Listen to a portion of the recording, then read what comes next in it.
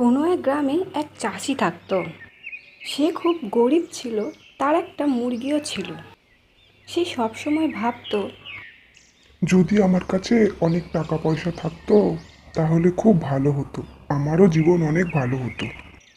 চাষ করে আর এই মুরগির ডিম বিক্রি করে কত টাকাই বা আর হয়।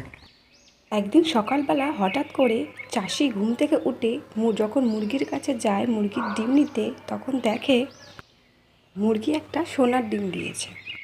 ওটা দেখে চাষি খুব চমকে যায় আর ভাবে, আরে, এই মুরগি তো সোনার ডিম দিয়েছে। এই ডিমটা বিক্রি করে অনেক টাকা হবে।